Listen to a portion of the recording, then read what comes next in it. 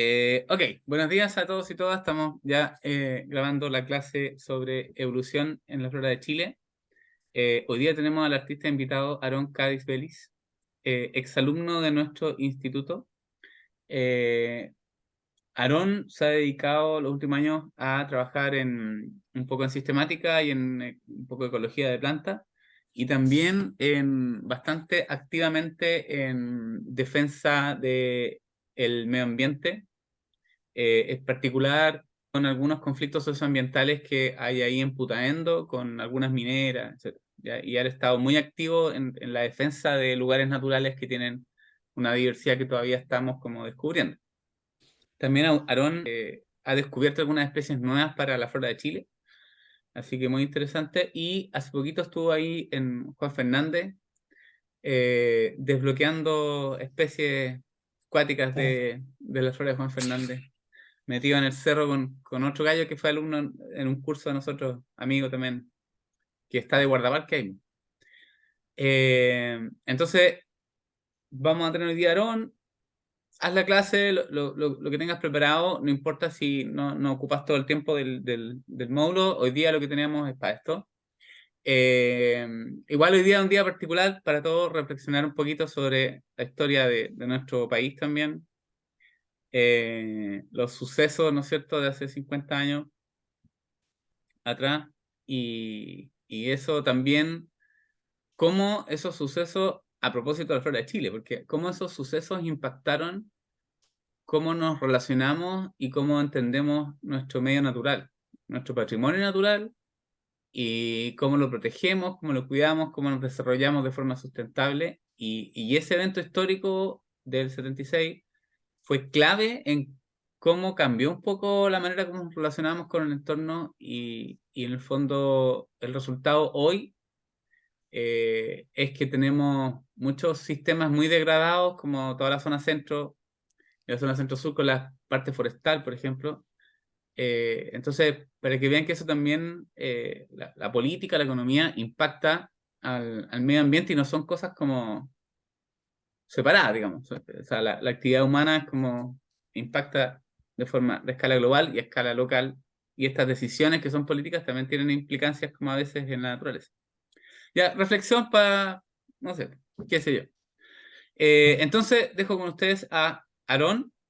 Eh, no sé si, Aarón, te pueden interrumpir si tienen preguntas o prefieres como pregunta al final, No, interrumpa nomás, no hay ¿sí? problema. Sí. Ya. Entonces, eso, pues, si hacen preguntas, yo les pediría que prendan la cámara como para que sea más humano en la interacción, y no sé, qué sé yo, ¿ya? Se ponen algo encima del pijama y salen ahí, ¿ya? Ya, Aarón, dale nomás. Ya, bueno, bueno, muchas gracias, Cristian, por la invitación. Y bueno, buenos días a todos, a todas. Les voy a comentar un poco en realidad sobre la evolución de la flora de Chile, pero también más enfocado en la parte más biogeográfica. Y bueno, obviamente la flora en general, ¿ya?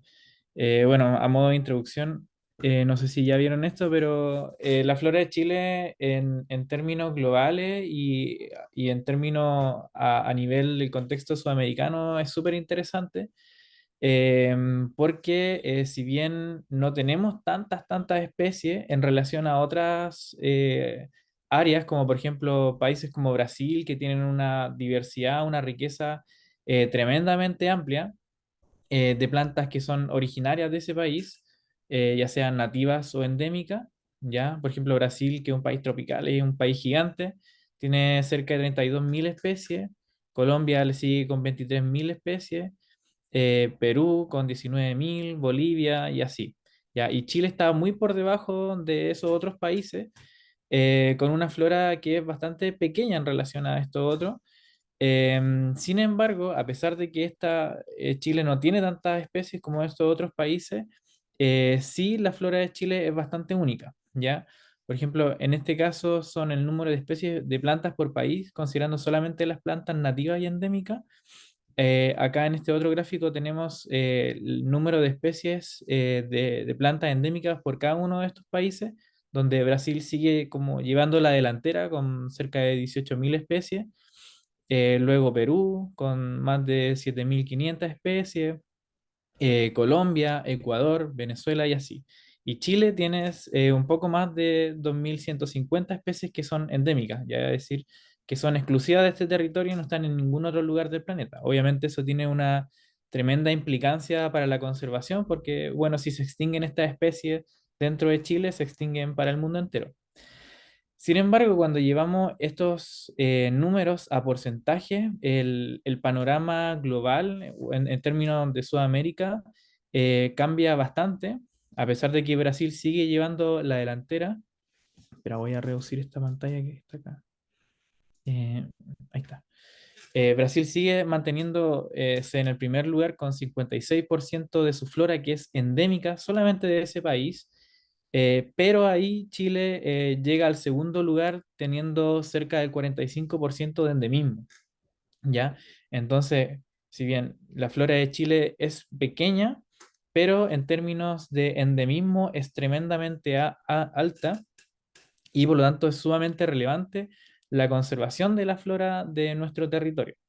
¿Ya? Pero ¿por qué ocurre esto de que Chile tiene una riqueza específica tan baja en relación a otros lugares de Sudamérica, pero con este tal nivel de endemismo? ¿Ya? Donde hay más de cerca de 4 familias de acuerdo a diferentes tratamientos taxonómicos y sistemáticos, que son solamente de Chile y no están en ningún otro lugar del planeta.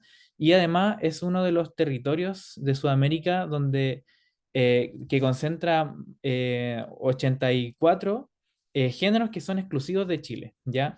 Dentro de Sudamérica, Chile es el que está en primer lugar de la flora o el número, o sea, el que mantiene el mayor número de géneros que son endémicos, ¿ya? Hoy no se puede pasar esto. Ahí está. Ya, acá este es un pequeño recuadro de las singularidades de la flora de Chile. Como dijimos, tiene un bajo número de especies, pero tiene un alto porcentaje de endemismo, con más de 83 géneros que son endémicos. La mayoría tienen una o muy pocas especies, es decir, con bajo número de especies. Y hay varias familias que son endémicas, ¿ya? La familia Gomortegaceae, no sé si hablaron de esa familia, Cristian, yo me imagino que sí. Con el Gomortega keule, la familia Francoaceae, que de acuerdo a diferentes tratamientos taxonómicos se consideran solamente 2 especies dentro de esa familia, ya sea Viviania, o sea, la Francoa pendiculata, que la podemos encontrar, por ejemplo, en la campana, y Tetila hidrocotilifolia, que también la podemos encontrar en la campana, pero de acuerdo a diferentes tratamientos, esta familia puede incluir otros géneros que son nativos, como por ejemplo Viviania, ¿ya? También está la familia Lactoridaceae, que es exclusiva actualmente de Juan Fernández, y Tirsoteridaceae, que es una familia de lechos que también solamente está en Juan Fernández, Aarón, ¿ya? Ah, yo había leído que las lactoridáceas se las ponen en las piperáceas. están dentro, sí, el último artículo que fue el 2021 mantiene la circunscripción de Lactoridaceae como una familia independiente de Aristoloquiaceae, porque el último tratamiento era que era como el clado hermano de Aristoloquia, de hecho. Pero actualmente se considera como una familia independiente.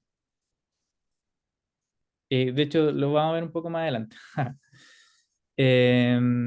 Y bueno, este es el patrón de distribución de la riqueza de Chile, ya donde podemos ver a Chile continental dividido en cada uno de estos grados de latitud sur, desde Arica hasta Magallanes.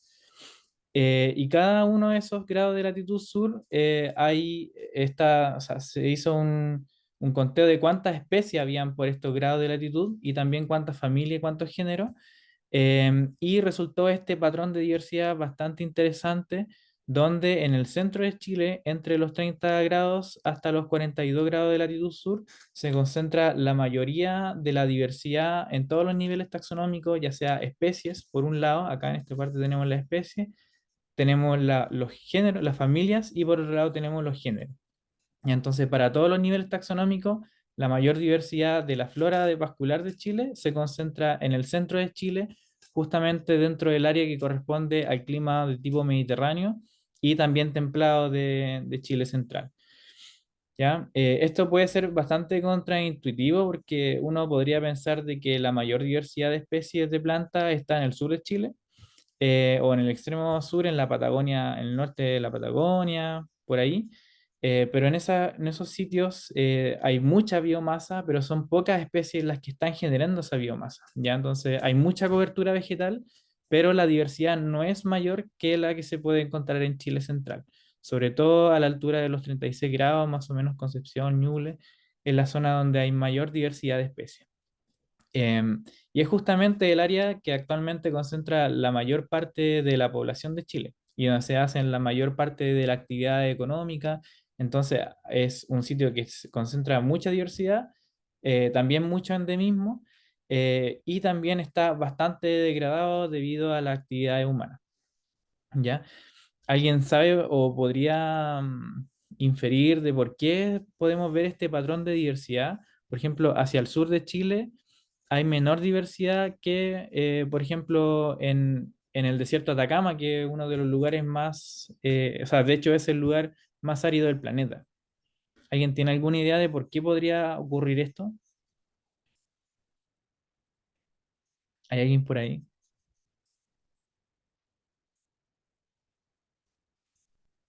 ¿No, nadie? ¿Me Hay escucha? alguien despierto? ¿Hay alguien despierto? Bueno, Sí, ¿sí? bueno, Sí, adelante. mm, podría ser porque bueno, hay mayor diversidad como la zona de transición entre bosque esclerófilo y zona valdiviana. O sea, la pregunta es por qué hacia el sur de Chile, bajo los 44 grados de latitud sur, se aprecia menor diversidad de especies que hacia el norte donde está el desierto de Atacama. Uno podría esperar totalmente lo contrario, pero eso no ocurre. Mm, Puede ser en bola porque está más aislado en el sur, como quizá en el norte también tiene como mayor paso fronterizo con el trópico, de alguna forma. Y eso. Claro, puede ser en parte porque hay mayor conexión, claro, con las biotas de otros lugares, pero en realidad se sabe actualmente de que se puede observar este patrón de diversidad debido a los procesos geológicos a grandes escalas que ocurrieron en el pasado, ¿ya? Principalmente debido a las glaciaciones. La última glaciación, que fue más o menos hace 12.000 años, el último máximo glaciar, los glaciares se extendían por toda la cordillera andina hasta cerca del mar, eh, cubriendo la mitad de la isla de Chiloé hasta el sector del lago Ranco, por ahí, Panguipulli y toda esa zona. Entonces, todo eso estaba cubierto en gran medida de glaciares y obviamente eso generó un ambiente donde no podían ser colonizados por la especie. De hecho, todo eso estaba en algún momento cubierto de bosque, pero debido a la expansión de estos casquetes de hielo, gran parte de esa flora se extinguió y mucha de ella quedó refugiada en las zonas cercanas del mar, donde generalmente no hace tanto frío por efecto de la regulación del mar, ¿ya? De hecho, la isla Grande de Chiloé, de la mitad de la isla Grande de Chiloé hacia el norte, se estima de que sí quedó cubierta de bosque, pero hacia el sur era un tremendo glaciar donde casi no había vegetación. Entonces, toda esta zona hacia el sur fue principalmente colonizada de forma posterior al retroceso de los glaciares, desde los refugios glaciares que estaban cerca del mar y desde la parte de Chile central, ¿ya? Y esto también obviamente implicó procesos que eran de migración de esta flora, los bosques del sur, hacia el norte cuando comenzó a expandirse los hielos.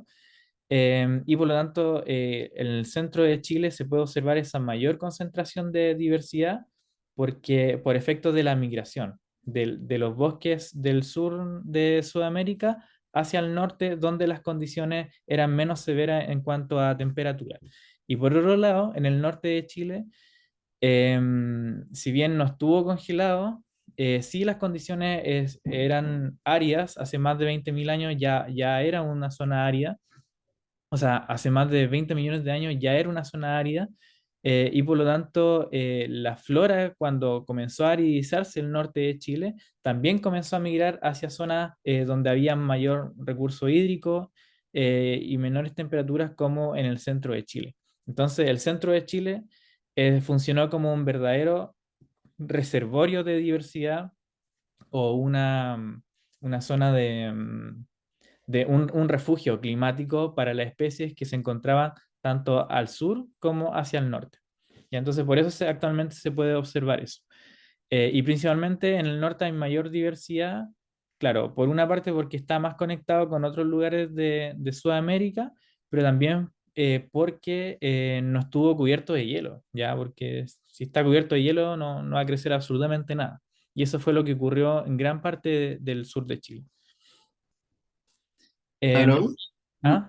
¿esa glaciación hace cuánto estaba datada? ¿Datada en el sur?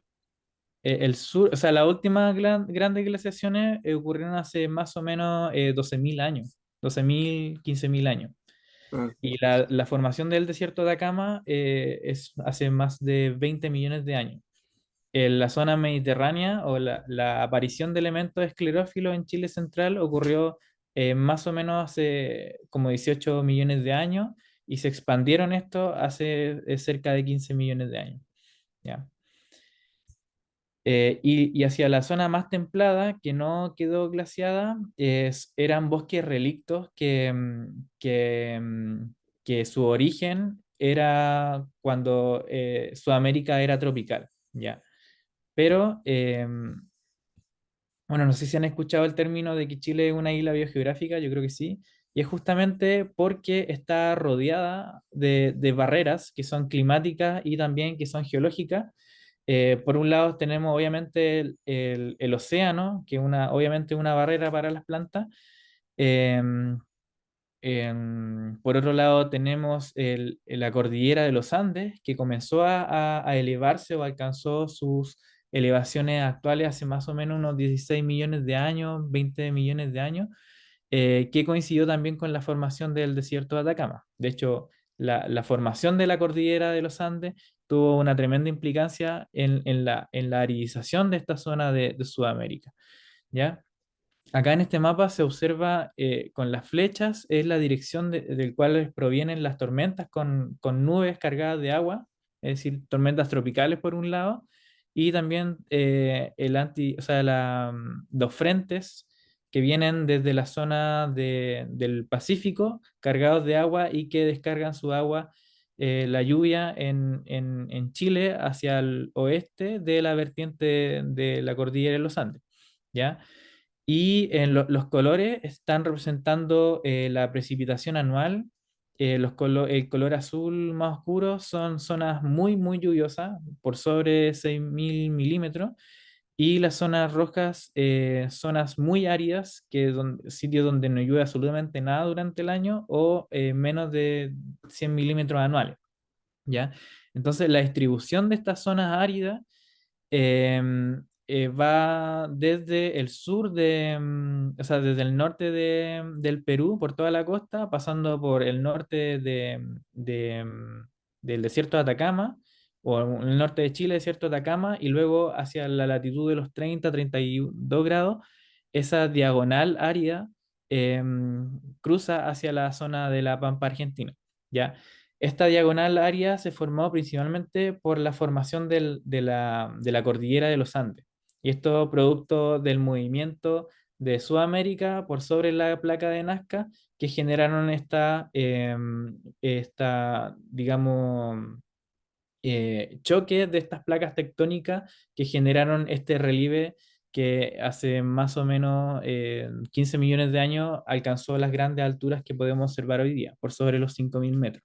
Entonces, esta es una tremenda barrera, por un lado geológica, pero también climática, que dividió estos bosques que en algún momento eran continuos, que iban de toda la zona de la selva tropical hasta la zona subtropical, pasando hacia el sur de Sudamérica. En un momento eran bosques continuos, pero cuando se elevó la cordillera, estos bosques quedaron aislados del resto de Sudamérica y también obviamente del resto del planeta, y lo que generó una evolución totalmente independiente de la flora de Chile con el resto del mundo. ¿ya? Entonces, y por otro lado, aquí tenemos este mapa que muestra un poco lo mismo, pero es la distribución de los climas. Ya, obviamente, los climas están determinados principalmente por las temperaturas y por las precipitaciones. Y justamente esta zona sérica, árida, cruza por toda Sudamérica, dividiendo estos biomas, ¿ya?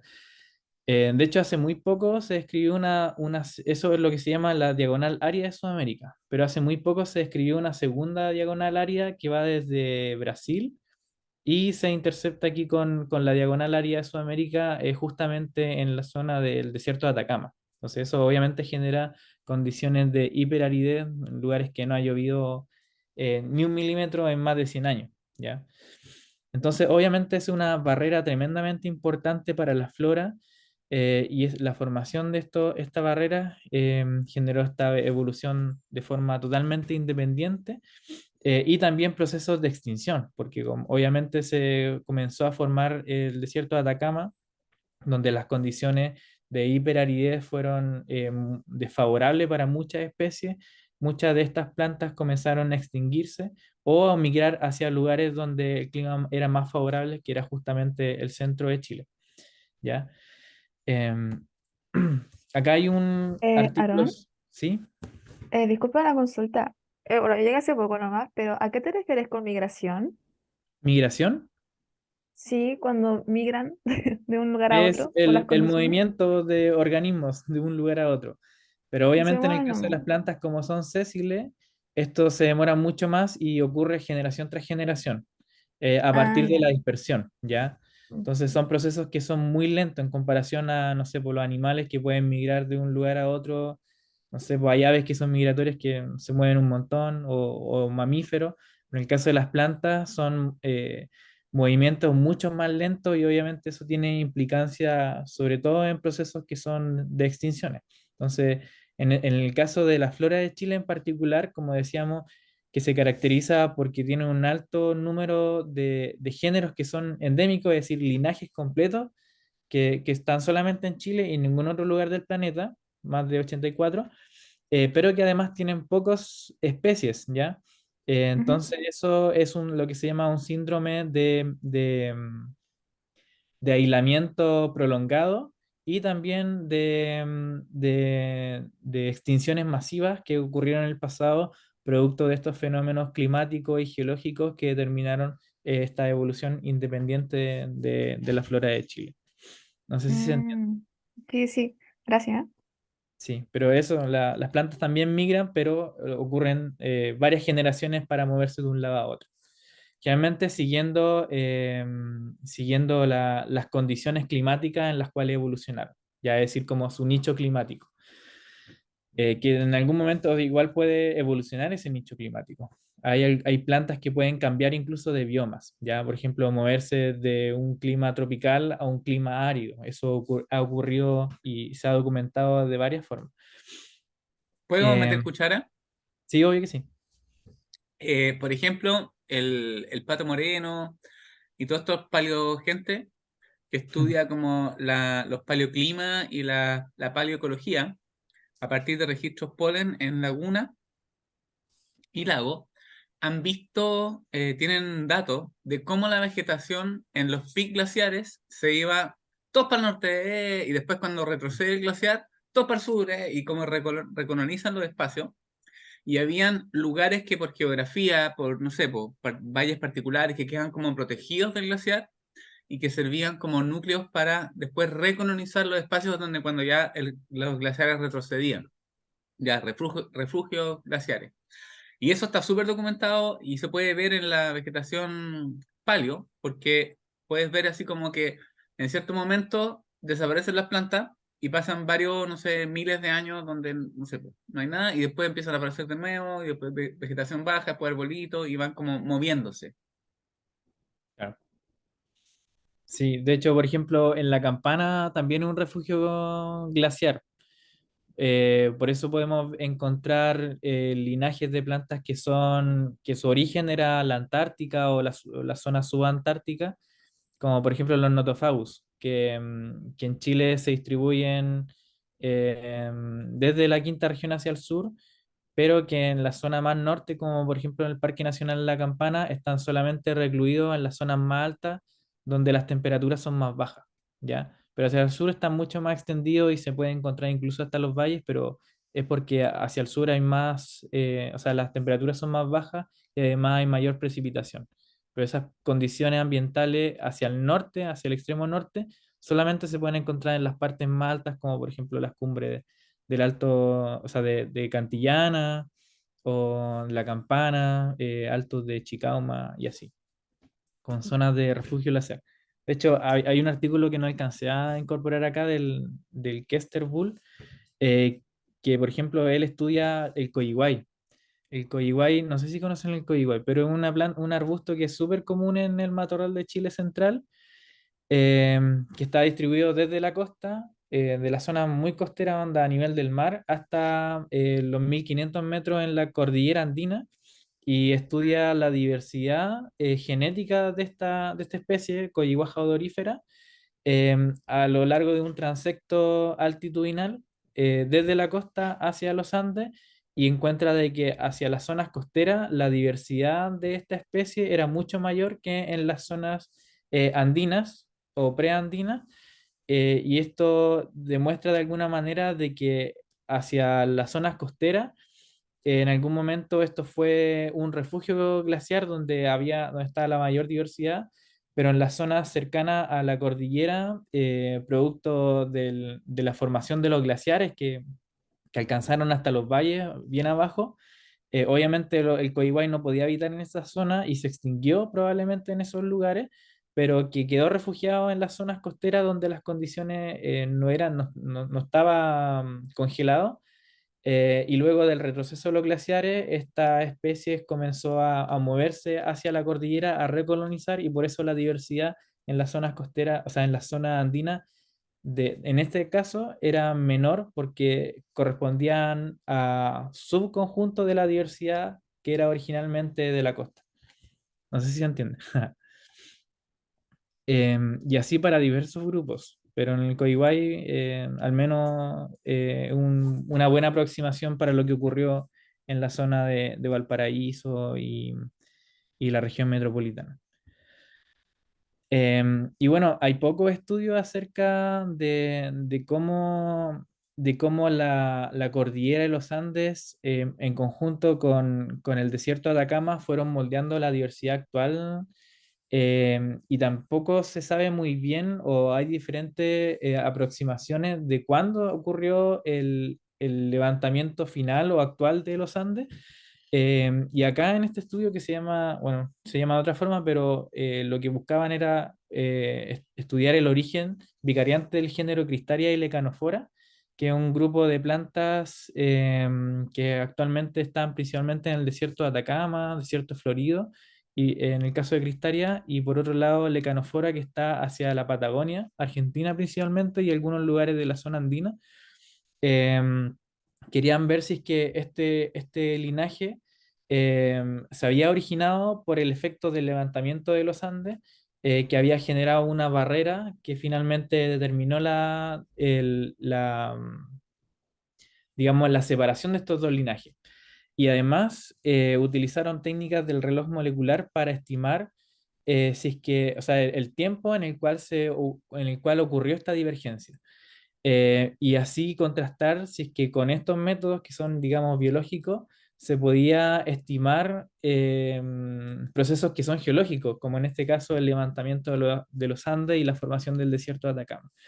Entonces lo que ellos hicieron fue muestrear, hacerle análisis genético a toda o a la gran mayoría de las especies de Cristaria que están en el desierto de Atacama y en la zona de Mediterránea de Chile central, más el clado de Leconofora, el género que está hacia el sur de la Patagonia Argentina, más que nada, en el centro de Argentina y la Patagonia Argentina. Y bueno, lo primero que encontraron de que estos dos linajes eran hermanos, es decir, tenían un ancestro en común reciente, pero que o sea, su separación ocurrió justamente hace más o menos 20 millones de años atrás, cuando se levantó finalmente la cordillera de los Andes, ¿ya? y que luego su diversificación ocurrió cuando se expandió el clima árido en la zona del desierto de Atacama. ¿Ya? Aquí es súper interesante porque, a ver, voy a mover esto para acá. ¿Cómo se mueve esta? No alcanzo a ver arriba. Ay, perdón. Ya, pero, ya, aquí está. Entonces, este proceso de diversificación actual de este linaje ocurrió principalmente durante el Plioceno, hace más o menos unos 5 o 6 millones de años atrás, que fue un periodo que se caracterizó, al menos en la zona del desierto de Atacama, que hubieron pulsos de aridez y también pulsos o épocas que fueron mucho más húmedas.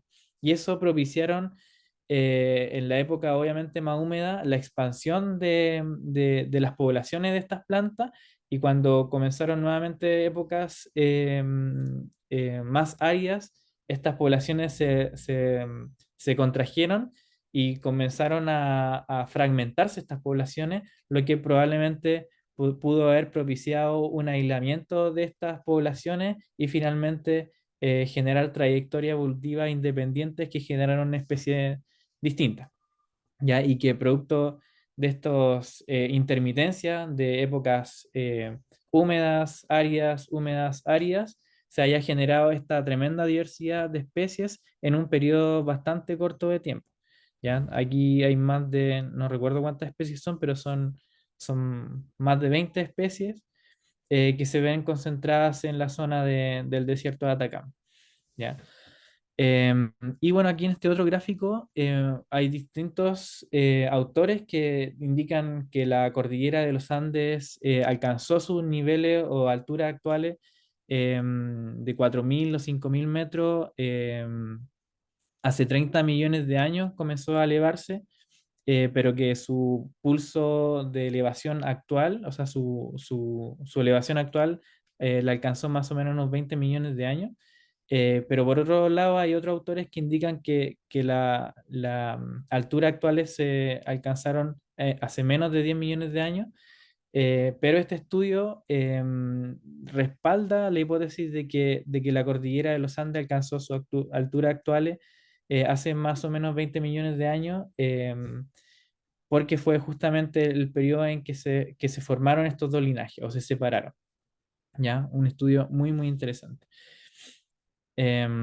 Y bueno, de forma paralela a la formación del desierto de Atacama, también más hacia el sur de la distribución de este clima árido, comenzó también a formarse el clima de tipo mediterráneo, que como sabemos es un clima que se caracteriza por una estación súper marcada, donde el invierno es bastante corto, es frío y muy lluvioso, como lo estamos viendo ahora. Y la época seca, es decir, el verano, es muy cálido y muy, muy seco. Y puede ser muy prolongado, incluso hay periodos de 9 meses donde no llueve absolutamente nada. ¿Ya?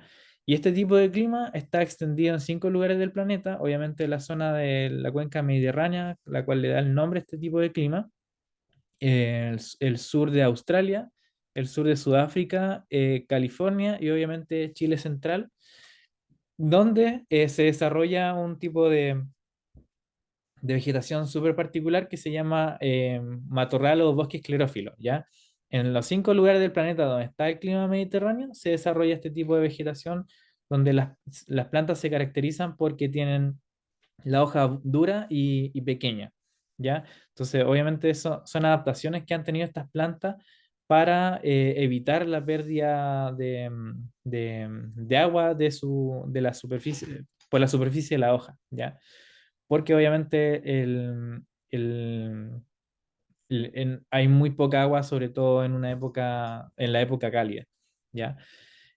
Sin embargo, a pesar de que son lugares en cuanto a superficie muy reducida, de hecho representan menos del 5% de la superficie terrestre, concentran más del 20% de la diversidad de plantas a nivel global. ¿Ya? Entonces, área muy pequeña, pero con muchas especies que son exclusivas de estos territorios. ¿Ya? Y en el caso de Chile central, este tipo de clima se empezó a formar hace 23 o 20 millones de años, pero con la extensión de los elementos esclerófilos propiamente tal, hace más o menos unos 15 millones de años. Ya acá podemos ver los distintos paisajes que dentro de estos áreas mediterráneas.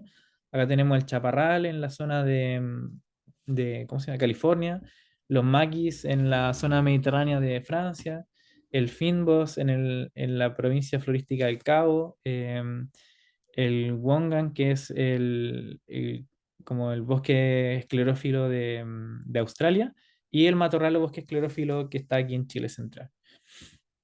Ya aquí se pueden ver algunos linajes representativos dentro de esta clima mediterráneo. En este caso es Australia. Aquí tenemos un eucalipto. El eucalipto es esclerófilo. El género Banksia es súper representado en Australia. Tenemos en Sudáfrica, donde hay muchas especies de protea, ¿ya? Orquídeas también. A esto quizás puede ser un poco más conocido porque hay varias especies que acá en Chile tienen importancia económica, agronómicas, como el olivo, el quercus, estos son más ornamentales. También tenemos plantas introducidas que son típicas de esta zona del mar Mediterráneo.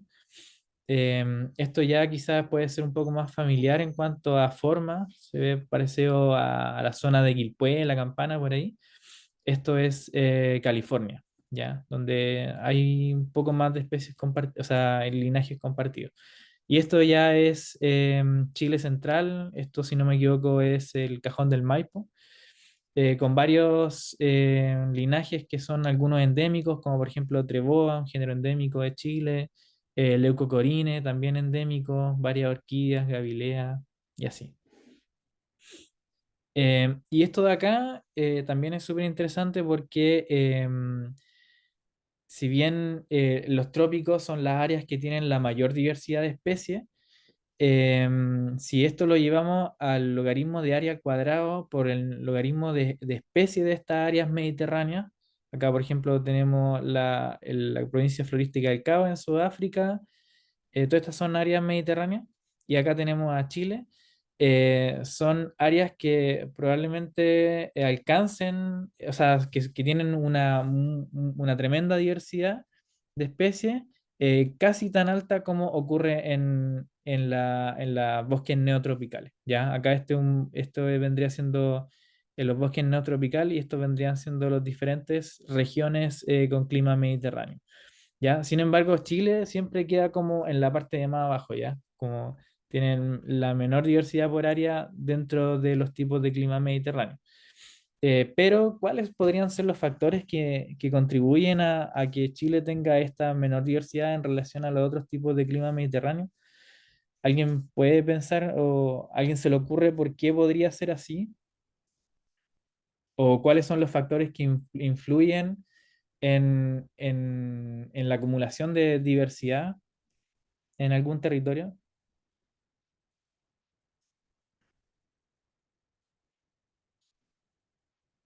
¿Están ahí? ¿Me escuchan?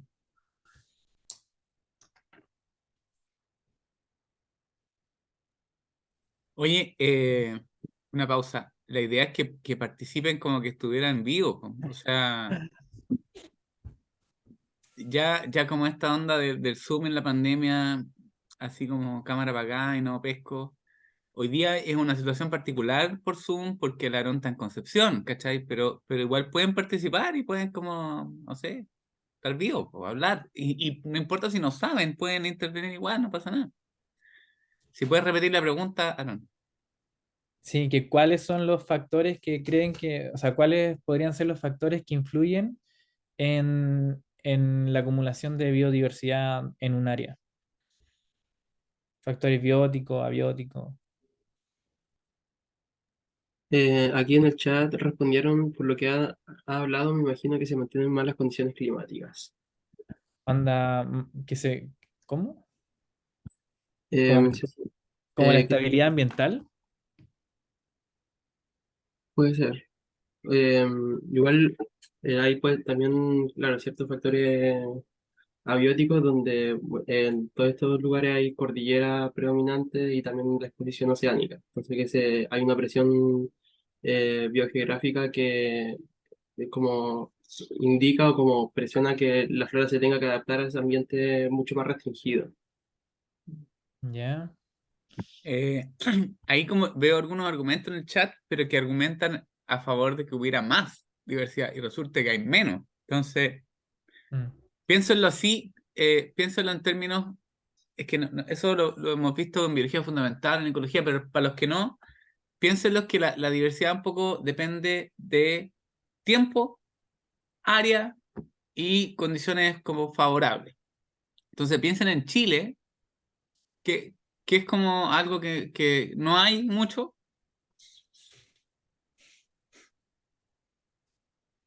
Colegio, sí, Chile, ya. ¿Cómo es que le dicen? Está larga y delgada. Entonces tenemos por un lado que Chile es flaco, ¿sí? Contrario a los índices que muestra la población de Chile, que está toda obesa, pero en general Chile es flaco. Y aparte de eso, tenemos que no ha sido un lugar muy estable, ¿producto de qué?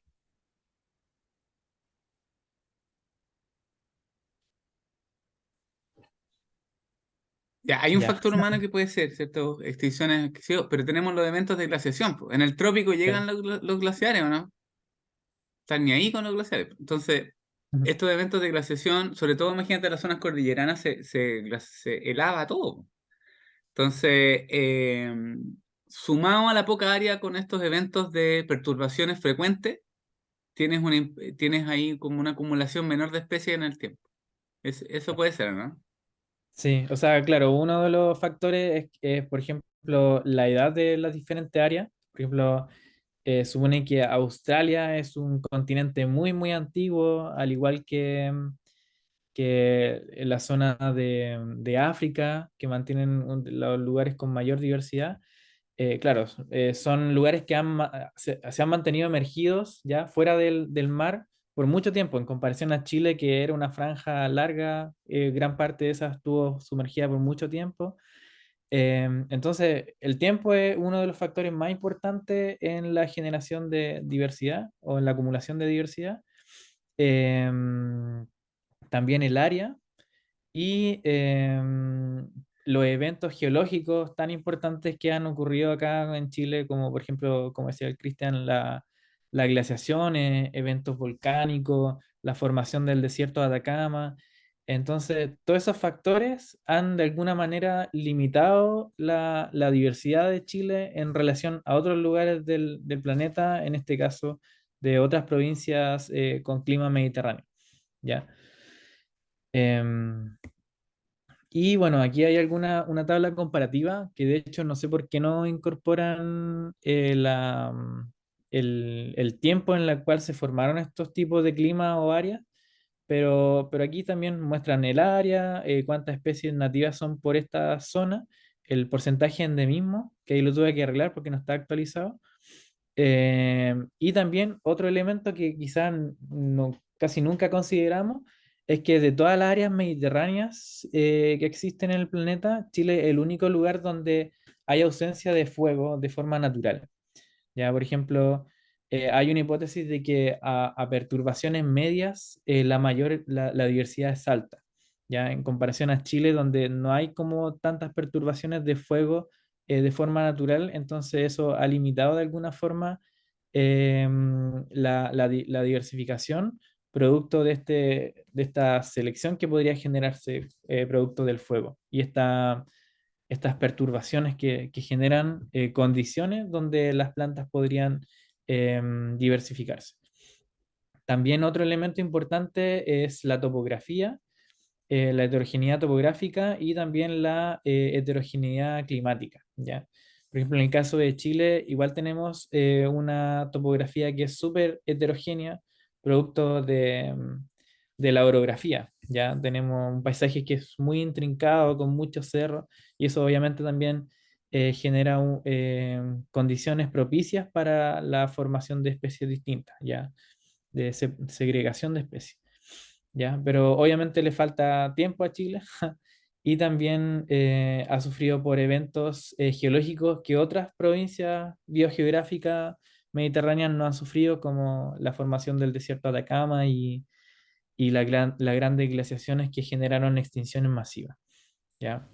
Entonces, en este caso, para estos autores, como Rundel de este estudio, uno de los factores más importantes era el fuego, que no había estas perturbaciones medianamente frecuentes que podrían generar una selección sobre la especie. Y también el aislamiento geográfico es otro evento, o sea, otro factor importante. Como tenemos esta cordillera tan gigante, eso limita el ingreso de especies que podrían, o sea, de intercambio taxonómico, o sea, de linajes a uno u otro lado de la cordillera. Em, Consulta, Guillermo. ¿Perdón? ¿Sí? Dale nomás, Eh, Emi. no, perdón. ¿Por qué en Chile no hay incendios naturales? Principalmente o sea, los incendios ocurren principalmente por la tormenta eléctrica, ¿ya? Es simplemente por eso. Que hay en estos otros lugares, hay muchas tormentas eléctricas que generan incendios. En cambio, en Chile casi eso no ocurre porque tenemos el anticiclón del Pacífico que impide el ingreso de tormentas como de ese tipo. Es simplemente por eso. Pero claro, ahora estamos viendo obviamente muchos incendios forestales, pero más del 99% son producto del humano. ¿Ya? No sé si queda claro. Sí, Eh, verdad. Y yo creo que el compañero tiene una pregunta. sí, me Sí, la pueden no, leer porque no era, era la misma pregunta del Emi. ¿Por qué en Chile no había ni cómo se generaban? Pero ya lo respondiste. sí, eso es. Sí, bueno, este otro género que está compartido entre el Es desierto de porque Thor Atacama. no nos quiere. Claro. Bueno, está compartido entre el desierto de Atacama y Chile Mediterráneo, que se llama leucocorine, un género endémico de Chile. Está solamente en Chile y en ningún otro lugar del planeta. No sé si lo habían visto alguna vez, donde están los willis. Son típicos del desierto florido también. Y bueno, en este artículo se preguntaban cuál era el bioma ancestral de leucocorine, es decir, en qué bioma apareció este linaje tan particular, y si es que este linaje invadió otro bioma, como por ejemplo desde el desierto de Atacama hacia la zona mediterránea o del Mediterráneo hacia la zona de Atacama, y cuántas veces ocurrieron esas invasiones o intercambios bióticos dentro de estos biomas. Y lo que hicieron ellos fue hacer una filogenia, también utilizando reloj molecular para datar los tiempos de divergencia, y reconstruyeron las condiciones ambientales en el cual se originaron estas distintas especies, y encontraron de que primero Leucocorine era un grupo monofilético, donde su especie hermana era Solneralium andinum, que también un género que está solamente en la parte andina de Chile, que actualmente se llama Latacia, que también tiene un origen en la zona mediterránea de Chile, o esclerófila, y que dentro del género Leucocorine habían 4 clados. Dentro de esos 4 clados habían especies que habían evolucionado o que se habían desarrollado o sí evolucionado dentro de distintos biomas, ¿ya? Como por ejemplo Leucocorina aliacea y conferta, que son las especies más basales dentro del género.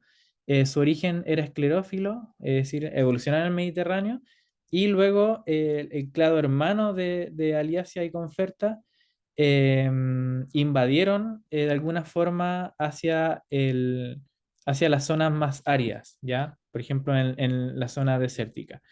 Entonces, aquí lo que estos autores encontraron era de que justamente en el caso de Leucocorine, el bioma mediterráneo sirvió como un reservorio de linajes que fueron invadiendo hacia las zonas más áreas de Chile después de la formación de estos nuevos biomas como el desierto de Atacama. ¿Ya? Y bueno, aquí están los tiempos también. Justamente hace, bueno, en el Mioceno, Pleistoceno, hace como 15 millones de años, cuando aparece este clima mediterráneo, ahí ocurre la divergencia de estos grupos que son o esclerófilos o son de tipo em, como del desierto de Atacama. ¿Ya? Y hubieron varios procesos de invasión.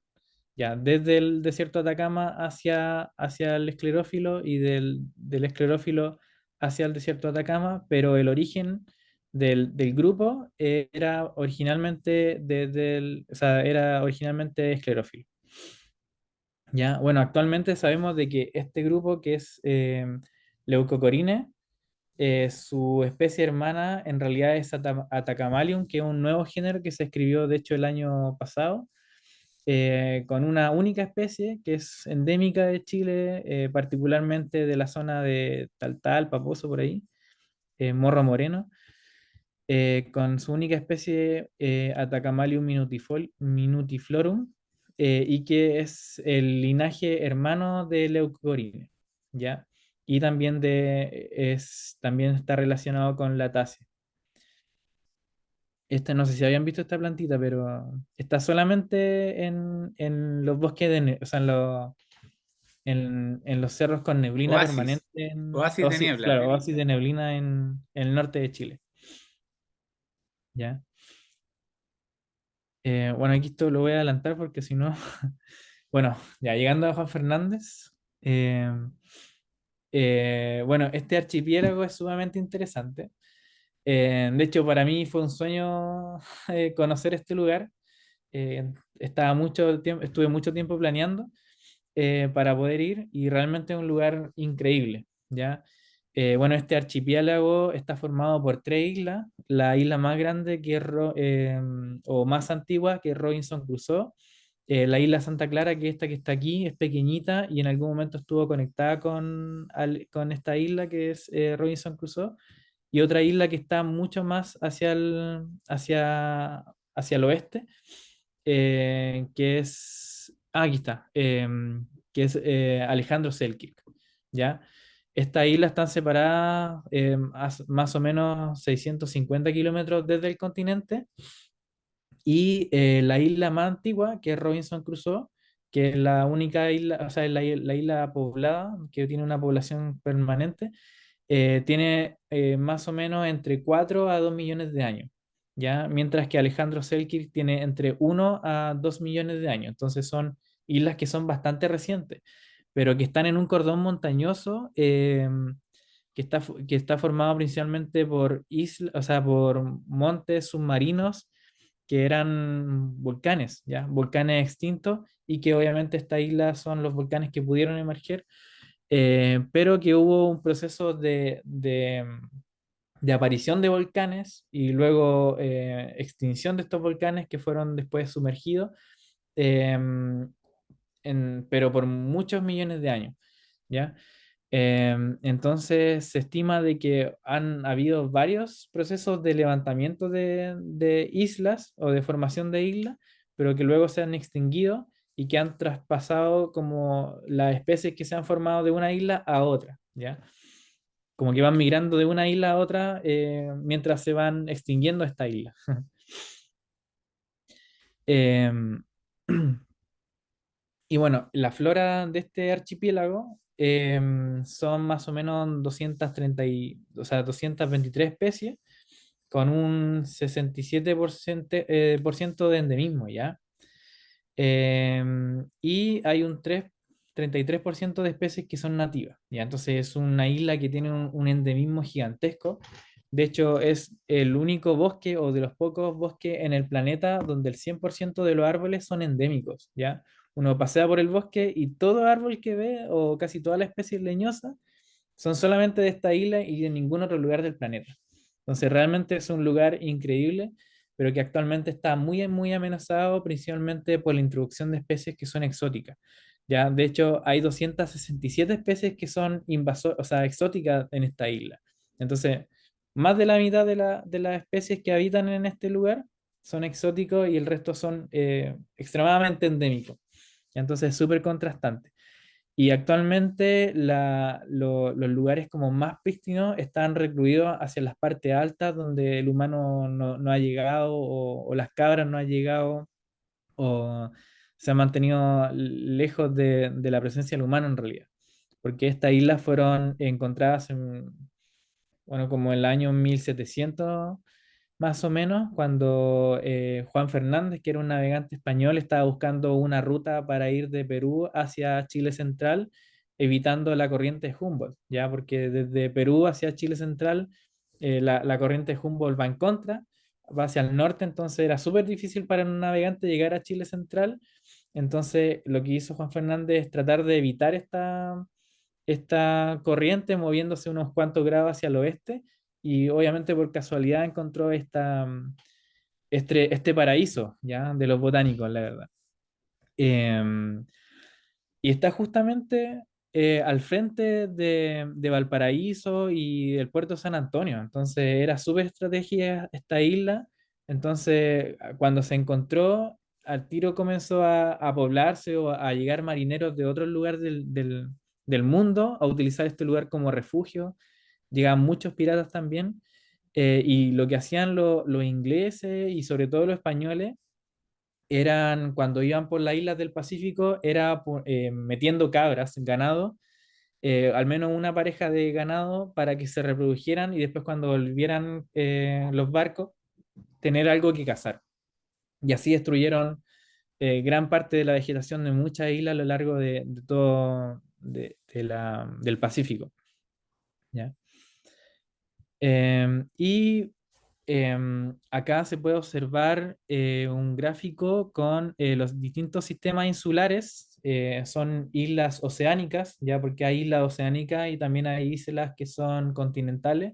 Por ejemplo, Chiloé es una isla continental porque su origen era un pedazo de continente que quedó como separado de la gran masa de tierra, pero que originalmente era parte del continente. Es una isla continental. Pero en el caso de la isla oceánica, su origen es desde el océano, desde el lecho marino, generalmente son islas que son volcánicas, ¿ya? O sea, un volcán que emerge del mar. ¿Ya? Entonces, estas islas son sumamente particulares y sobre todo son como un laboratorio natural porque es como una hoja en blanco, ¿ya? Porque es un territorio totalmente nuevo que queda disponible para la colonización de cualquier cosa. Entonces, realmente es un laboratorio natural, donde pueden llegar cualquier especie como de distintos lugares del planeta. ¿Ya? Y en el caso de la isla Alejandro Selkirk y Robinson Crusoe, son las islas que tienen el mayor número de especies de plantas endémicas por kilómetro cuadrado, ¿ya? Incluso más que las Galápagos. Aquí están las Galápagos y aquí está la isla Robinson Crusoe y Alejandro Selkirk. ¿Ya? Entonces, realmente es un lugar muy único en el planeta que yo creo que muy poca gente sabe de la existencia de esta isla o el valor como biológico que tienen, pero son lugares realmente impresionantes en cuanto a su diversidad, no solamente de flora, sino que también de peces y de cosas del mar. ¿Ya?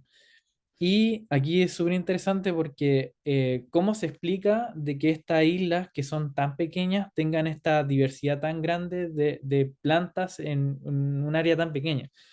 Ya se estima de que esta isla, tanto Robinson Crusoe sobre todo, que es la isla más vieja, pero que ha perdido la mayor superficie, en algún momento era 20 veces más grande de lo que es actualmente. Entonces, al ser una isla gigante, es un territorio gigantesco disponible para muchas especies, pero que producto de la erosión que ocurre obviamente de forma natural año tras año, producto del mismo mar, del viento, de la lluvia, se fue achicando y por lo tanto las especies quedaron como en modo zip, ya como comprimidas en un pequeño espacio. Y eso también tiene una implicancia obviamente, bueno, sobre la diversidad, pero también sobre la extinción porque al estar tantas especies recluidas en un espacio tan pequeño, también aumenta la extinción de estas por el efecto de la competencia. Entonces, súper común encontrar en estos lugares plantas que son microendémicas, no sé, como de un cerro o de una roca o de un acantilado y así. Acá se puede observar también cómo va ocurriendo este proceso de erosión a lo largo del tiempo. Entonces, y aquí está, bueno, algunas propiedades de las islas, como por ejemplo el rango altitudinal, la complejidad topográfica, es decir, qué tan accidentada es la isla en términos de relieve y el área. Entonces, la isla lo que hace, emerge ya este volcán, en algún momento alcanza su mayor altitud y a medida que comienza a erosionarse, y bueno, cuando hay mayor altitud también alcanza su mayor área, pero a medida que comienza a erosionarse, empieza a generarse, aumentar la complejidad topográfica hasta un punto en que la erosión termina por erosionar, o sea, bueno, obviamente erosionar mucho la isla y se comienza a perder el área y también obviamente su altitud hasta simplemente desaparecer. Por ejemplo, acá en esta foto se puede ver como algo así como cómo podría ocurrir este proceso donde emerge el volcán, ya el volcán se extingue, queda la isla, comienza a erosionarse, aumenta su complejidad topográfica, con mucho relieve, muchos cerros, hasta luego finalmente hasta erosionarse y llegar y sumergirse, ¿ya? Y eso también obviamente durante todo este proceso también ocurren procesos de, mm, de colonizaciones, de extinción a lo largo de la isla. Ya, este es una, bueno, no está tan buena en la calidad de la foto, pero este es el bosque virgen del Cerro La Piña. Ya, entonces es como realmente un bosque tipo Jurassic Park, donde la mayor parte, bueno, como decía, los árboles son 100% endémicos y también hay mucho helecho, ya, la cantidad de helechos de estos lugares es realmente impresionante. Hay helechos arbóreos que pueden alcanzar hasta 7 metros, como la Tixonia verteroana, entre otras especies, ¿ya? De hecho, hay helechos que tienen encima helechos, así como helechos epífitos de helechos. Incluso arbustos que son epífitos de helechos. Entonces, los helechos acá son realmente un elemento muy importante. Y obviamente tiene mucho sentido porque los helechos tienen esporas que son muy pequeñas, que son muy fáciles de llevar, trasladar por el viento y obviamente estas islas están súper alejadas del resto del continente y otros lugares del planeta. Entonces obviamente aquí las especies que llegan a colonizar a un ambiente así deben cumplir como tales requisitos como por ejemplo que se puedan dispersar, ¿ya? Suena súper poco, o sea, es obvio. Como una planta con un fruto quizás muy pesado que no flota, por ejemplo, en el agua, probablemente nunca pueda llegar a alcanzar un lugar así o sea muy difícil que lo alcance. Pero en el caso de los helechos que tienen esporas que son súper livianas, sí es más fácil que puedan llegar a este tipo de lugares tan lejanos del planeta. ¿Ya? Y bueno, otro requisito también para las especies que colonizan estos lugares es que generalmente son plantas autocompatibles, ¿ya? Porque obviamente si llega una planta a colonizar un lugar donde probablemente no hayan más individuos de su especie, necesariamente si se llega a establecer, se debe autopolinizar, en el caso de las plantas vasculares con flores, para generar una nueva descendencia o reproducirse de forma vegetativa, ¿ya? Lo interesante acá en este lugar también es que las plantas no tienen depredadores. Entonces, incluso especies que sus orígenes continentales tenían espinas, en estos lugares pierden las espinas porque no tiene sentido hacer espinas si no hay depredadores, no hay de qué defenderse.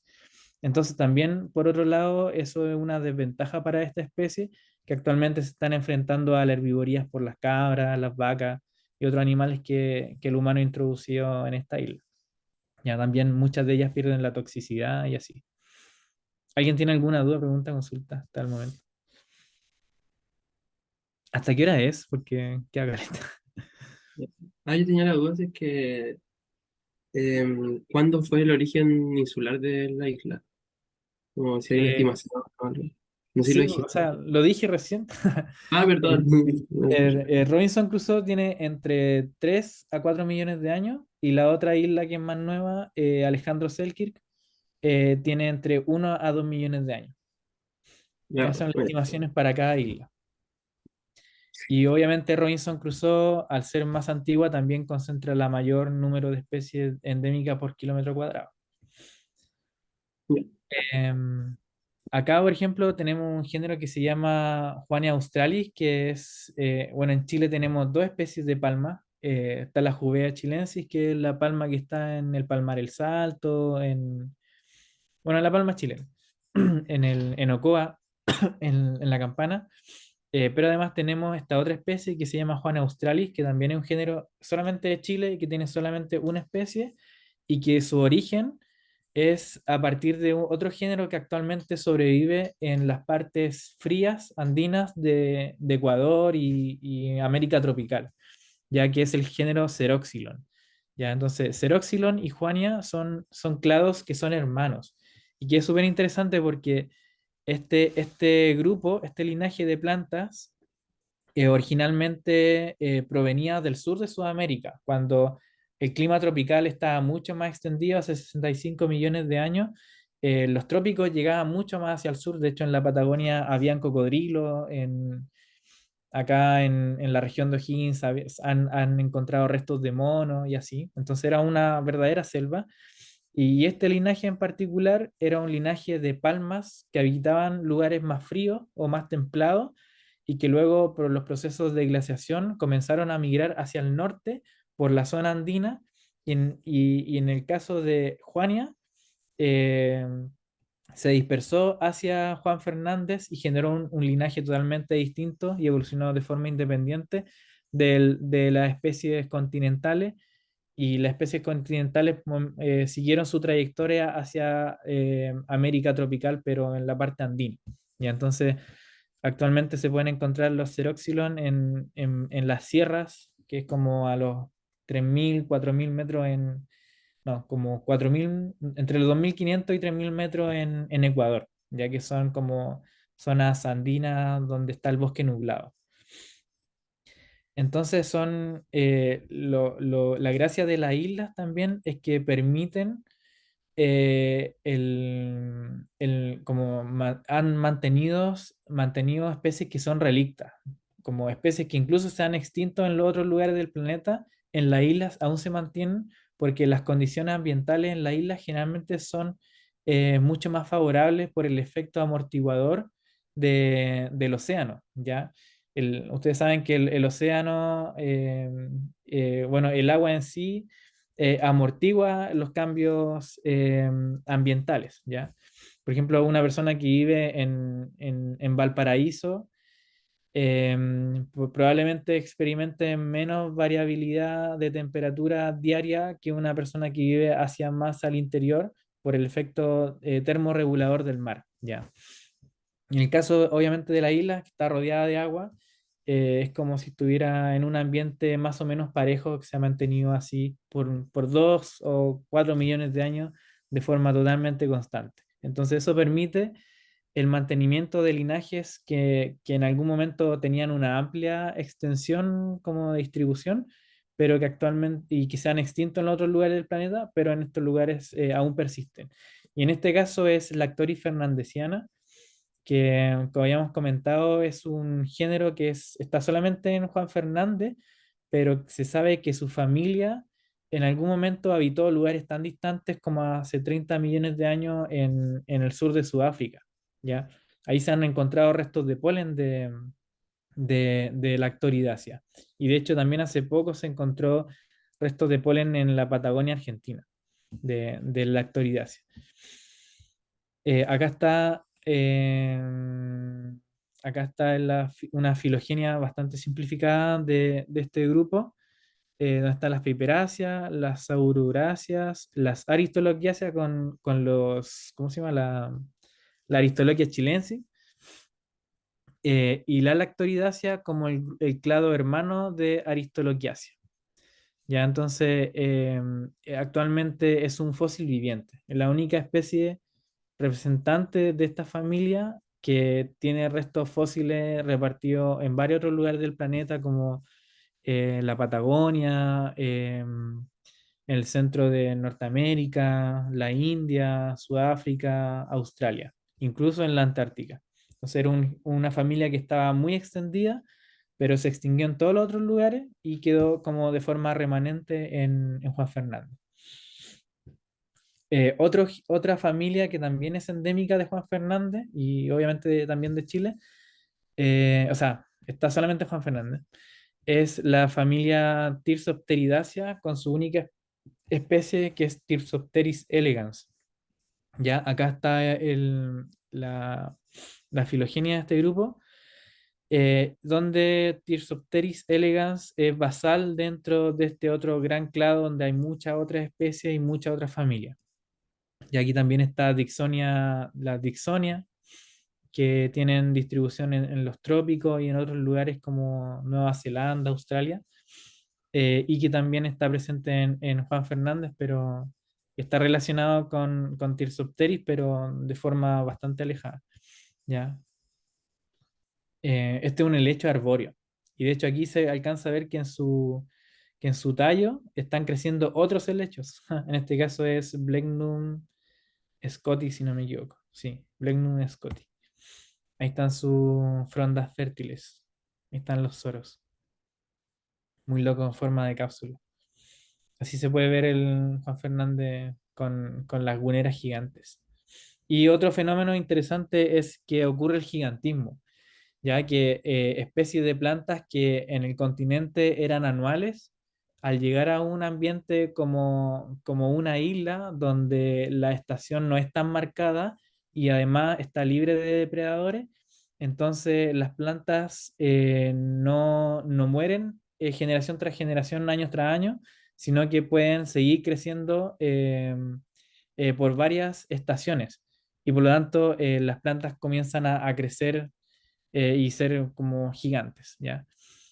Aquí, por ejemplo, está Plantago fernandesiana, que es un llantén, pero es gigante.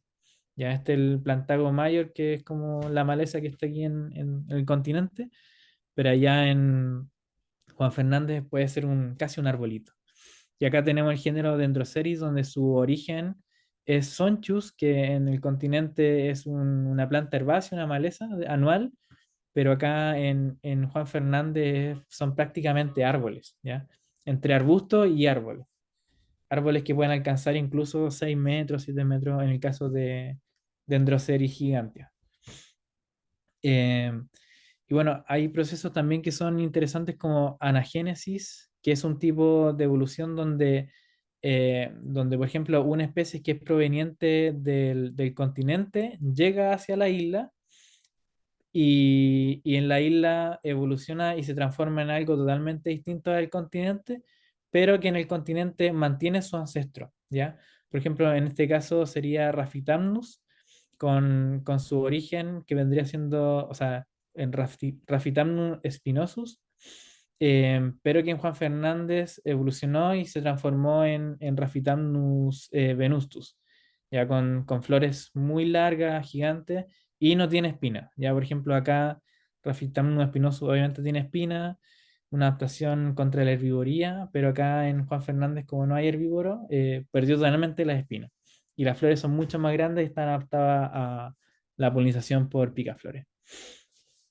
También hay otro proceso que se llama cladogénesis, donde una especie que en este caso proviene del continente y llega a una isla y en la isla ocurre un proceso de radiación adaptativa donde se generan múltiples otras especies totalmente diferentes a las del continente, como había comentado en el caso de Androceris, que su origen es Sonchus, pero que cuando llega a Juan Fernández se transforma en Dendroceris, o sea, da origen a Dendroceris y que tiene actualmente 11 especies. Están todas muy, muy amenazadas y tienen algunas especies que son como arbustos y otras que son casi árboles. En el caso de la mirtácea, son los típicos árboles de Juan Fernández, De hecho, se considera que el bosque de Juan Fernández como Myrtisilva fernandesiana, que significa, bueno, no sé si han escuchado laurisilva. Laurisilva es un concepto que hace referencia a un bosque con plantas de hoja ancha. Lauriselva, no Laurisilva, po. O sea, ya está así, lauriselva o laurisilva en inglés. Y claro, de la lauriselva son bosques con plantas de hoja ancha, pero en el caso de Juan Fernández se adoptó un término particular que es mirtiselva o mirtisilva fernandesiana, porque son plantas, son árboles de hoja ancha, pero que son todas mirtáceas las que dominan el bosque de Juan Fernández, ya sea en Robinson Crusoe como en Alejandro Selkirk. Y que su origen continental, por un lado, es Blepharocalix, que dio de origen por anagénesis, es decir, este Blepharocalix, probablemente Cruikshanksi, llegó desde el continente hacia Robinson Crusoe y luego se transformó o dio origen a Notomircia, un género también endémico de Juan Fernández. Y por otro lado, Mircea Eugenia colchahuensis, que dio origen a Mircea Eugenia schulze. Y entonces, cada una de estas especies tienen su origen continental. Y bueno, como las islas son lugares que están sometidos a muchas amenazas, sobre todo en este caso a la depredación por herbivoría y bueno, los mismos humanos que han introducido especies exóticas. De hecho, en los barcos llegaban muchas ratas y las ratas se dispersaron por todo el bosque y tienen, digamos, la patada porque se comen los huevos de los picaflores de Juan Fernández, que son endémicos de allá. Entonces, si no me equivoco, el SAG o CONAF llevó coatí, coatí para que se comiera los ratones, pero los coatí lo que menos hacen es comerse los ratones y se comen también los huevos de los picaflores de Juan Fernández, como un capítulo de Los Simpsons.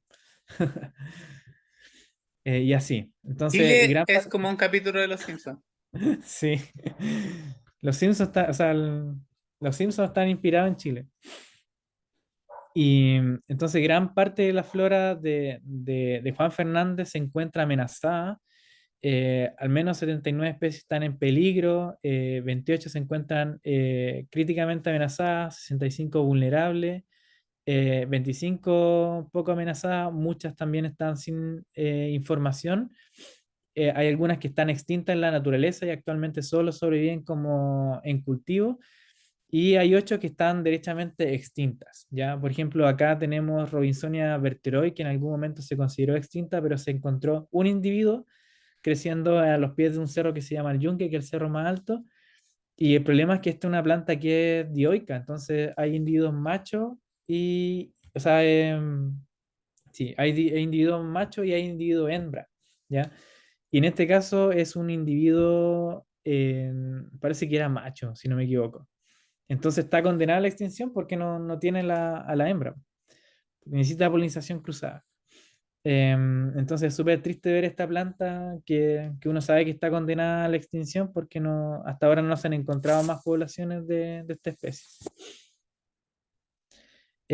Y bueno, en islas las extinciones son mucho más aceleradas que en los continentes. Por ejemplo, actualmente, como sabemos, estamos en el periodo de sexta extinción masiva de la Tierra, que es un periodo muy corto de tiempo, de menos de 3 millones de años, donde se pierde más del 75% de la diversidad, pero que actualmente estamos viendo en un periodo de 200 años, donde se ha extinto más de 600 especies, principalmente mamíferos, vertebrados en general, pero también en las plantas, a pesar de que ha sido menos estudiado, se ha visto de que la extinción también ha aumentado, sobre todo desde el año 1900 en adelante, donde es como el auge de la industria y la globalización. Y acá podemos observar que, bueno, está el tiempo y está el porcentaje de especies o sea, en peligro de extinción o extintas, ¿sí? En verde están en la especie de plantas continentales, en azul las de isla y en rojo son como la combinación de ambas. Entonces, las especies en la isla se extinguen o están más amenazadas que en el continente, principalmente debido a que habitan en un área mucho más reducida. Bueno, hace poco se describió una especie nueva, Centaurodendron chilieri, que también está en peligro crítico de extinción. Se conoce solamente uno o dos individuos creciendo en un acantilado colgando en la isla de Alejandro Selkirk. Y actualmente se está cultivando, ha tenido éxito en el jardín botánico, pero, y si no me equivoco, también en Santiago la están cultivando. No sé qué tan bien estarán esas plantas, pero al menos sé que se están cultivando. Bueno, y Centaurodendron es un género también exclusivamente de Juan Fernández, que su origen, de hecho, Disculpa, ¿ah? ese es cercano a Plectos. Ah, ya. Sí, ahí Ok. está. El Plectocephalus chilensis, o sea, el Plectocephalus es el género que probablemente dio origen a Centaurodendron. ¿Te Y aquí hay parece el otra especie. capítulo? Sí, ahí está el capítulo, muy loco. Este yo le hubiera puesto Muticodendron, que me parece como Mutici igual. De hecho, como que también no se sabe bien la posición sistemática de este Centaurodendron con respecto a los otros Centaurodendron. Y así, hay muchas especies que su origen continental era un arbusto todo piñufla, chiquitito como este, pero que allá se forman así árboles gigantes y muy, muy grandes. Y bueno, Dendroceras nerifolia, donde este es el último individuo silvestre que queda de la especie.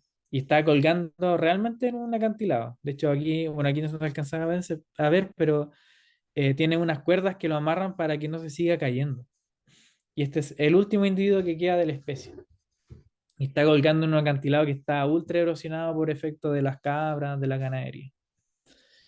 Esta especie ya se extinguió de forma natural, pero quedan algunos individuos que están siendo cultivados en la isla. Es Dendroceras gigantea. Esta es una especie que Joe la encontró en la isla de Alejandro Selkirk y de hecho estaba colgando en un acantilado y para poder colectarla le tiró unos escopetazos. Porque no podía llegar, pues entonces le tiró un escopetazo nomás a la planta y cayó una muestra y esa la herborizó y describió la especie a partir de eso. Esta también, Prodophus bromoides, un pasto que pertenece a un género endémico monotípico que también se considera extinto en la isla. Y bueno, el famoso sándalo Juan Fernández, el Santalum fernandesianum, que era un árbol exclusivo de Juan Fernández que se extinguió en 1921, si no, sí, 1908 se extinguió. Bueno, él es Carl Scottberg y describió el último individuo que quedaba de esta especie. Ya le sacó fotos, hay un relato súper triste sobre este avistamiento. Y ya cuando Scottberg volvió, como en 1921, el último individuo ya no estaba. Así de triste. Bueno, ese es el bosque virgen de Juan Fernández, realmente un lugar increíble, lleno de briófitas y helechos por todos lados. Ahí están las cabras comiéndose todo. Bueno, este es el paisaje que actualmente está como hacia el oeste de la isla, que es realmente un paisaje marciano, no hay nada, absolutamente nada, y lo que hay son muchas plantas introducidas, y a partir de una reconstrucción digital de cómo podría haber sido esta vegetación, se hizo esta imagen. Así se estima de que fue este paisaje cuando llegó por primera vez Juan Fernández en 1574. Entonces, un tremendo cambio de cómo era la isla antes y actualmente producto de la erosión y las cabras que se han comido todo lo que han pillado. Ya, eso, muchas gracias. No sé si alguien tiene dudas, preguntas, consultas. Eh, Mali, vamos a agradecerte como por la exposición, está muy bien tener el contenido. Estoy resfriado, así que se escucha medio raro mi voz. Em, Quería preguntarte sobre los mecanismos de dispersión que tienen, como cómo llegaron allí como un lugar tan inhóspito que era como probablemente como esa tierra que mostraba ahí antes. Entonces, o sea, por ejemplo, dijiste como los helechos como ya volaron mucho, pero cómo fue como también ese acto progresivo de generar como toda una biota prístina de allá. Claro. Sí, es súper buena pregunta, pero así del todo no está totalmente respondida porque, por ejemplo, claro, uno podría pensar en que, o sea, uno de los grandes dispersores a larga distancia en general son las aves marinas, ¿ya? Porque llevan materiales, a veces ocupan materiales para nidificar, pero también están las corrientes marinas que podrían haber llevado algunos frutos, semillas de algunas cosas. Entonces, en realidad son como múltiples las vías de dispersión. Como para distintos linajes podrían haber distintas alternativas. Em, y probablemente, claro, en este caso la diversidad de la isla fue una combinación de muchas cosas, o de muchos tipos de dispersión distintos, pero no se sabe obviamente a ciencia cierta qué vector de dispersión habrá llevado a tales cosas. Por ejemplo, hay muchas que sí obviamente fueron dispersadas por el viento, por ejemplo las asteráceas, em, como las dendroceris, probablemente sí fueron dispersadas por el viento porque su origen continental se dispersa por el viento, pero que después en la isla muchas veces se pierde ese carácter de dispersión por el viento y muchas veces se transforman en plantas que son dispersadas por animales como aves o cosas de ese estilo.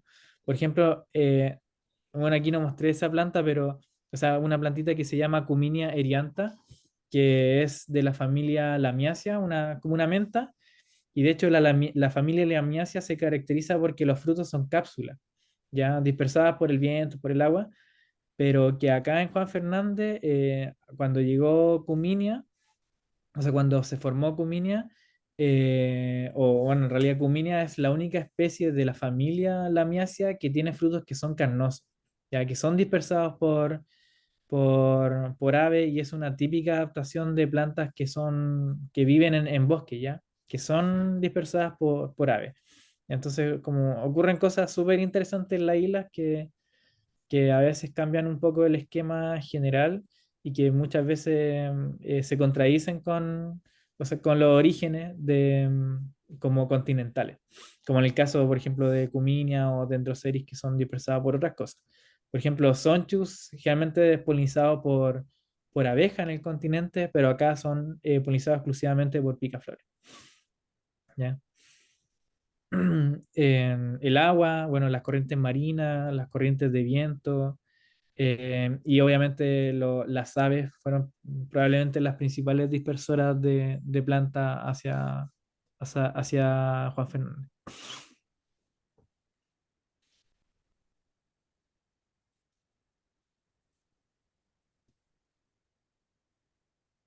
¿Preguntas? Yo tengo una. ¿Quién es yo? Simón. Ya. Simón.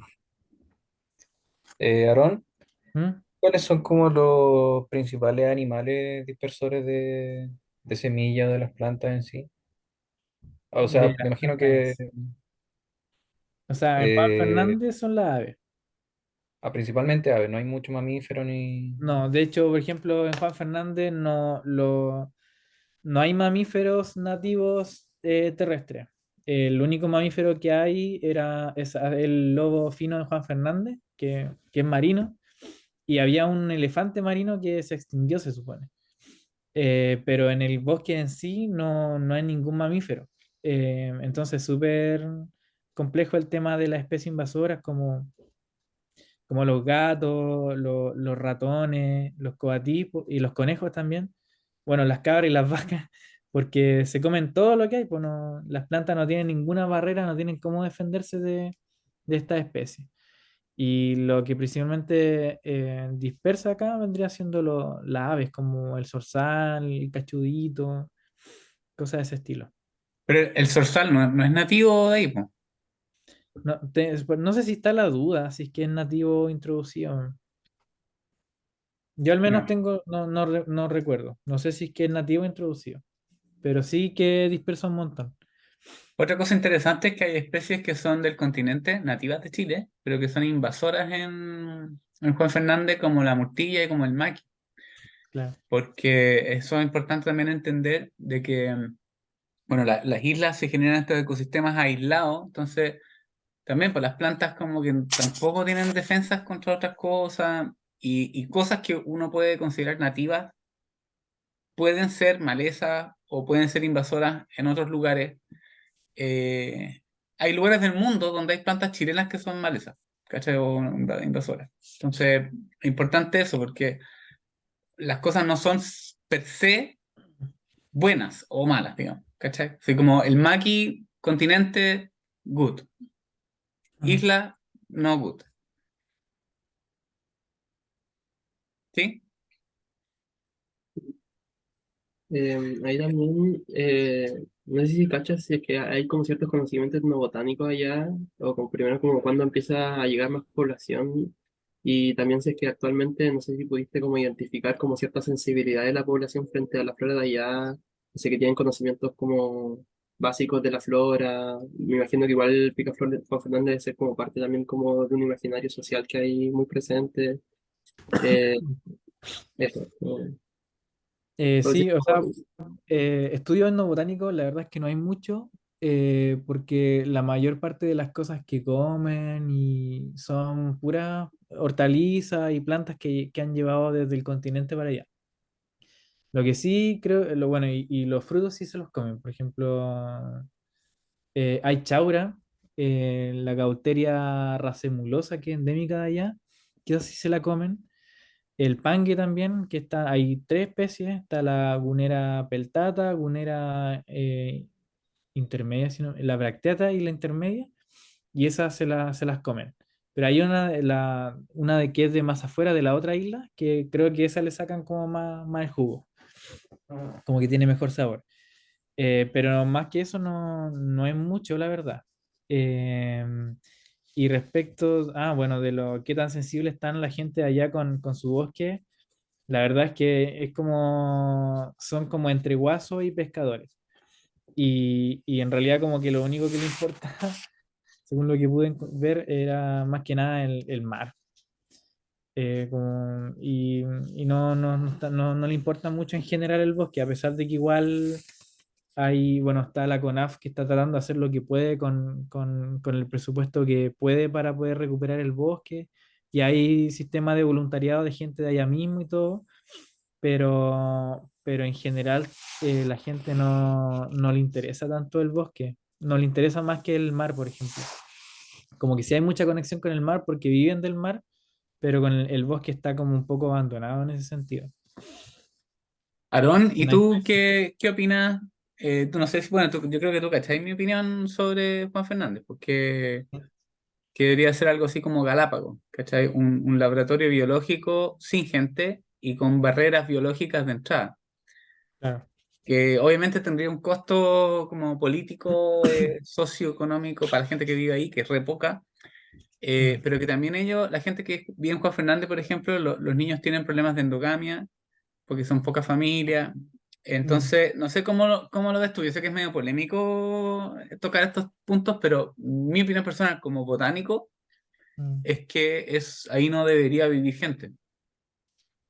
Sí, O o sea, tener un personal mínimo de CONAF, que sí, pero no población humana como... no sé. mm, sí, o sea, yo también estoy de acuerdo, porque, por ejemplo, la isla se ha perdido más del 70% de la superficie de bosque de Juan Fernández, el bosque original, queda solamente, o sea, esta foto de aquí es menos del 20%.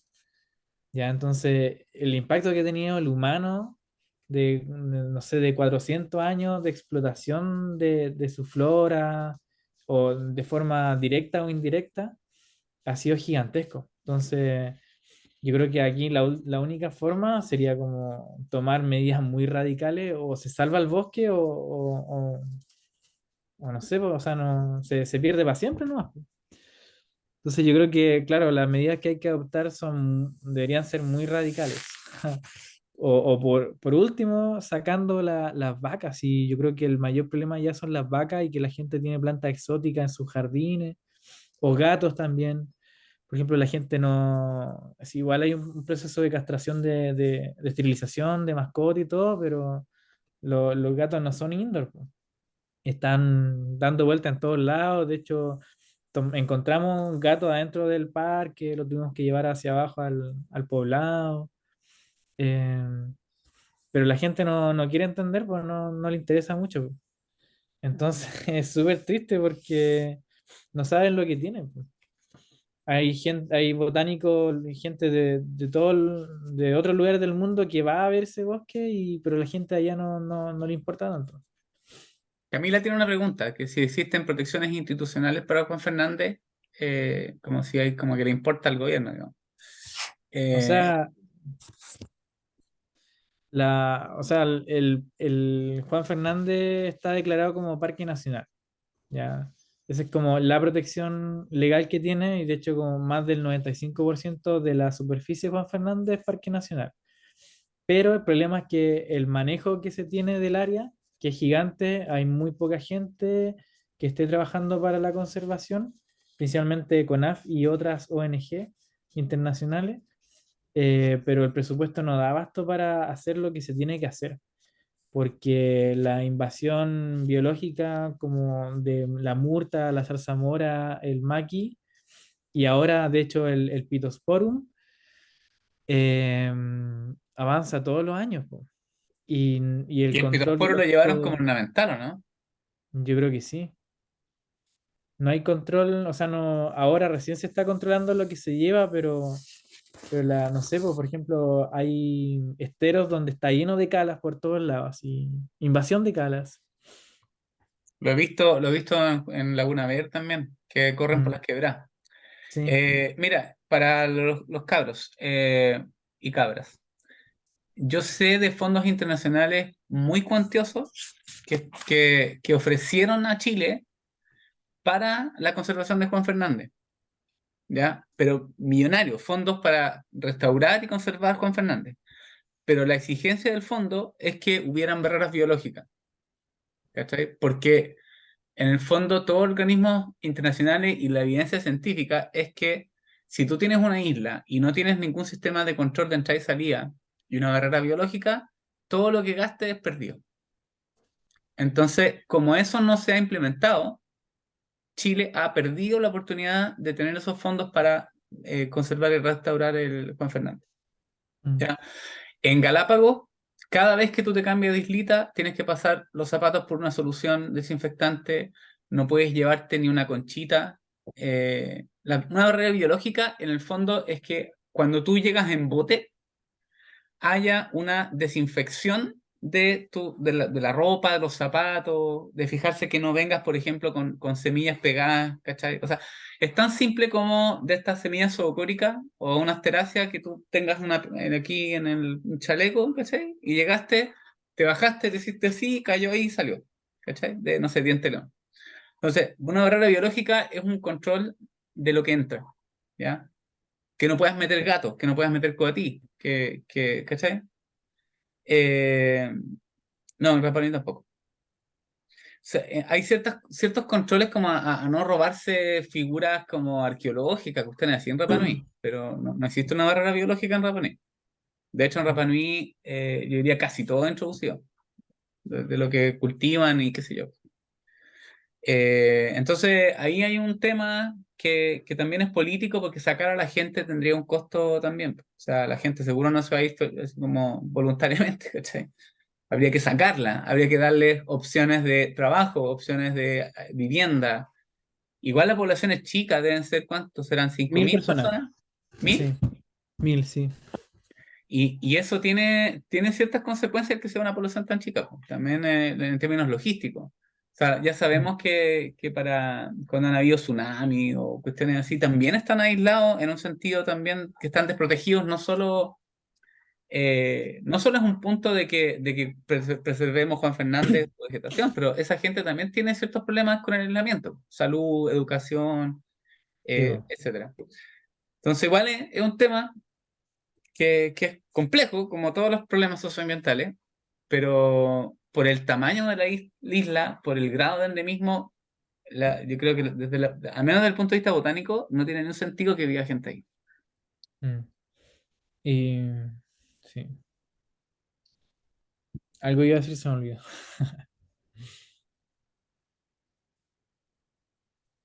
Mm. Gracias, buena, sí. Bueno, bueno, ya tienen los gatos que son los principales depredadores del picaflor y el picaflor poliniza las especies que Todo. están más amenazadas, las poliniza el picaflor. Ah, Y es súper especialista. Y resulta que, claro, la gente no quiere seguir teniendo gatos, po. Había una campaña para erradicar los gatos, para devolverlos al continente, pero la gente no, onda, funó esa campaña, ¿cachai? Hicieron contracampaña y toda la cuestión, no sé, por ejemplo, hay campañas para erradicar el coatí y hay gente que los toma y los tiene en la casa, ¿cachai? Entonces, es súper compleja la idiosincrasia de la isla porque, bueno, son la- como guasos, como campesinos y pescadores al mismo tiempo. De hecho, tienen vacas que son para como consumo personal, como para el 18 una vez al año, pero ocupan una cantidad de hectáreas gigantesca. De hecho, hay 4 áreas de pastoreo en la isla que tienen cada una de esos lugares tiene capacidad para 6 vacas, pero tienen 150 en total. Entonces está sobrepoblado de vacas y cabras que están como asilvestradas. yo supe que estaban haciendo control de las cabras y pagaban por cabras muertas, Sí, digamos, que la gente las cazaba, etcétera. sí, no se van a Pero, cazar cabras. pero también las cabras se pueden ir a lugares muy remotos de difícil acceso, eh, y es complicado controlarlas. Sí, po. O sea, por ejemplo, en estos casos, por eso el control biológico y la barrera biológica es importante, porque la mejor manera es que no llegue. ¿Cachai? Si tú, Mm. porque el gato no va a llegar nadando ni en paracaídas. Entonces, a no ser que tú lleves el gato, no hay gato. Listo. Mejor solución. Y así te ahorras mucha plata en después tener que sacar los gatos. Claro, nada que hacer. Eh, Pucha, insisto, yo creo que las prioridades como no sé, en el gobierno no están en Juan Fernández y no sé, yo creo que hay miles de temas que están antes, supongo, no sé, o no sé. Mm. Pero lo que sí te puedo decir es que ni los gobiernos de este lado ni de este lado, ese tipo de cosas son como que están en la palestra. Sí, como buena noticia, no sé, pues se creó el Servicio de Biodiversidad y Áreas Protegidas, que ya fue una cuestión que lleva, ¿cuántos años? ¿Serán 10? No sé. Tramitándose eran como 10 años. Sí. Y salió. Entonces ya hay como ciertos avances, pero yo los mayores avances que veía, los veía en una oportunidad de una nueva carta magna que tuviera eso de base. Y eso ya no fue. Así nomás. Sí, análisis. La, Vamos la, a democ- extinguir. la democracia así lo quiso. Mm. Eh, Así nomás por la cosa. Oye, Aarón, te pasaste. Muchas, muchas, muchas gracias por tomarte el tiempo. Yo sé que está ocupado, está estudiando, Aarón. Eh, Tiene que manejar las empresas también, todo eso. No, Sí. supe que formaste una fundación. No, Del gato no sé qué, ¿no? ¿Qué es una ONG? no, no. Y ese que sale como un gato por arriba y otra cosa por abajo. Ah, no, se llama el Centro Cultural La Madriguera, nada que ver. Bueno, pero eso. Ya, Pero no una fundación. pues, bueno. Eh, Tiene que salvar Putaendo, dice Javiera. En eso estamos. En eso están. En los ratos libres salva Putaendo. Es como, ¿viste? Aarón es como un superhéroe. ¿Cachai? De día es estudiante de doctorado y de noche salva Putaendo. De noche es ecoterrorista. Claro, así es. No, muchas gracias, Aaron, por tomarte el tiempo. Preguntas por Vizcachita. No, pero vamos a cerrar porque ya también Aaron tiene que hacer cuestiones. Sí. Sí. Ya, Eh, pues, muchas gracias por la invitación. el respeto al tiempo. Ya, para que ustedes sepan, este curso lo creamos conjuntamente con Aaron. Apareció el año pasado este lectivo, así que ustedes están tomando este curso porque Aaron también se le ocurrió que hiciéramos este curso el año pasado. Ya, ahora ya no está el SEBA, pero para que sepan como el origen de cómo apareció este electivo y toda la onda. ¿Ya? Gente, ahí Ya, se ven. chaito, muchas Aarón, te gracias. pasaste. Oye, saludos a los bros allá en Conce. Ya, bacán. La Ya. Laucha me llamó el otro día para el cumpleaños. Ya. Buena. Ya, Ya nos vemos. Chao, chao. gente, Chao, muchas yo voy a gracias. subir el video después ahí en el coso en el aula. ¿Ya? Chao.